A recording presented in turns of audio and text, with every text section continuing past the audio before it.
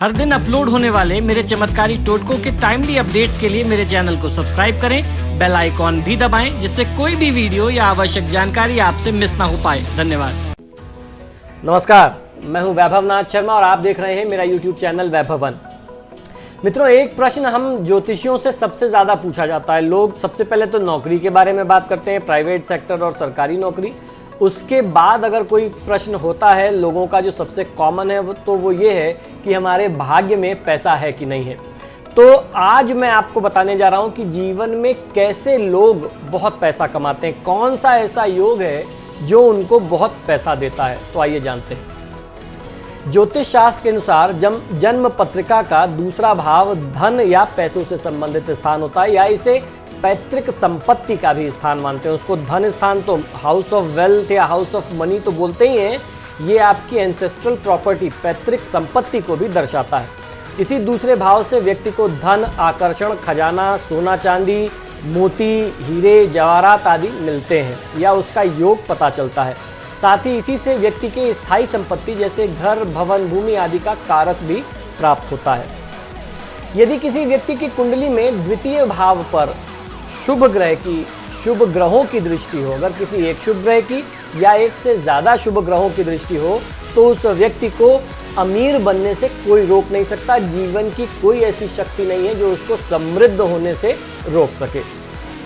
यदि कुंडली में द्वितीय भाव में बुध हो तथा उस पर चंद्रमा की दृष्टि हो तो जातक धनहीन होता है। मेरे गुरुजी ने मुझे सिखाया कि जिस तरीके से सूर्य और शनि का अशुभ योग है या शनि और मंगल का आपस में शत्रु भाव अति शत्रु योग होता है, उसी तरीके से चंद्रमा और बुध का योग है। अगर चंद्रमा और बुध कहीं भी अगर एक साथ कुंडली में आ गए या महादशा अंतरदशा में आ गए तो वो राजा को भी दरिद्र बनाने की क्षमता रखते हैं, राजा से भी वो भीख मंगवा सकते हैं। तो इसीलिए कहा गया कि अगर वहाँ पर द्वितीय स्थान में बुध बैठा है और उस पर चंद्रमा की दृष्टि है तो वह व्यक्ति निश्चित ही निर्धन और बहुत ज़्यादा कठिन स्थिति में आर्थिक समस्याओं से घिरा होगा और बहुत ज़्यादा दरिद्रता पूर्वक जीवन, दीनताहीनता में जीवन बिता रहा होगा।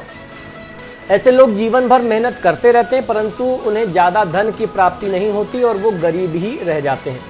यदि व्यक्ति की कुंडली में द्वितीय भाव पर किसी पाप ग्रह की दृष्टि हो तो भी वो धनहीन होता है।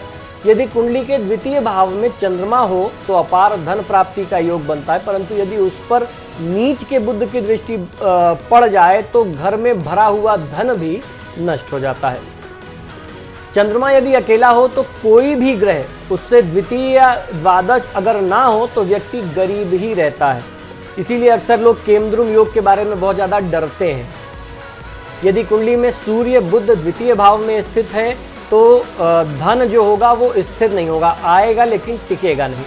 अधिक धन प्राप्ति के लिए उपाय क्या करें? अभी हम लोगों ने ये जाना कि कौन कौन से योग हैं जो धन देते हैं, जिनसे पता चलता है कि किसी व्यक्ति के कुंडली में, उसके जीवन में, उसके भाग्य में धन है कि नहीं।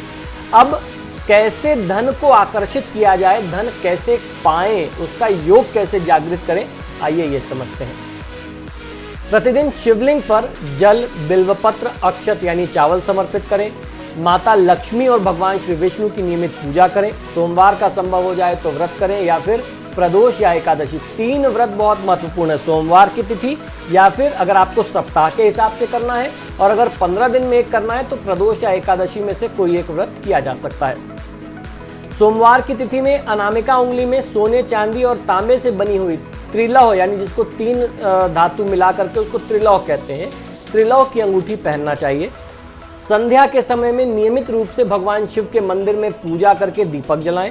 पूर्णिमा को चंद्र देवता का पूजन करें। श्री सूक्त का और लक्ष्मी सूक्त का, कनकधारा स्तोत्र आदि का नियमित रूप से पाठ करें। किसी की बुराई, किसी की निंदा में अपना समय नष्ट न करें। पूर्णतः धार्मिक आचरण बनाए रखें और घर में साफ सफाई बनाए रखें। इससे स्थायी धन आने के योग बनते हैं। तो मित्रों, आशा करता हूँ कि ये छोटे छोटे उपाय, चमत्कारी टोटके जो आपको मेरे चैनल से प्राप्त होते हैं ये निश्चित ही आपको बहुत पसंद आते होंगे। आप सभी से आग्रह है कि जब भी आप मेरे वीडियोस देखते हैं तो इनको लाइक और शेयर ज़रूर किया करें, और आपने अगर अभी तक मेरे चैनल को सब्सक्राइब नहीं किया तो प्लीज़ इसे सब्सक्राइब करिए। इसी शुभकामना के साथ कि आपका दिन शुभ हो, मुझे आज्ञा दीजिए और देखते रहिए मेरा यूट्यूब चैनल वैभवन। नमस्कार। मित्रों, आप देख रहे हैं मेरा यूट्यूब चैनल वैभवन। हर दिन अपलोड होने वाले मेरे चमत्कारी टोटकों के लिए मेरे चैनल को सब्सक्राइब करें और टाइमली अपडेट्स के लिए बेल आइकॉन को भी दबाएं, जिससे नए वीडियोस की जानकारी आपको समय से प्राप्त हो सके। धन्यवाद। मित्रों, यदि आप अपनी किसी भी व्यक्तिगत समस्या के लिए मुझसे परामर्श और समाधान चाहते हैं, यानी आप अपनी किसी भी पर्सनल प्रॉब्लम के लिए मुझसे कंसल्टेशन और रेमेडीज चाहते हैं, तो उसके दो तरीके हैं। टेलीफोनिक कंसल्टेशन, फोन पे बात करना, और दूसरा फेस टू फेस यानी पर्सनल मीटिंग करना। आप हमें फ़ोन के माध्यम से, ईमेल और व्हाट्सएप के माध्यम से अपॉइंटमेंट बुक कर सकते हैं। हमारा नंबर है 9990724131। आपको 2 नंबर दे रहा हूँ, इन दोनों नंबर पे व्हाट्सएप अवेलेबल है, आप व्हाट्सएप करें। 9818300146 ये हमारे ऑफिस का दूसरा नंबर है। अगर आप हमें ईमेल करना चाहते हैं तो आप हमें ईमेल कर सकते हैं। हमारी ईमेल आईडी नोट कर लीजिए, sharma.vaibhava vaibhava@gmail.com पर। इस पर आप हमें ईमेल भी कर सकते हैं। मित्रों, आजकल फ़ोन कॉल्स बहुत ज़्यादा हैं और मुझे भी मालूम है आप लोग कॉल करते हैं, फ़ोन रिसीव नहीं होता तो आप भी निराश होते हैं। ऐसे में ईमेल और व्हाट्सएप करना सबसे बेहतर तरीका है। धन्यवाद।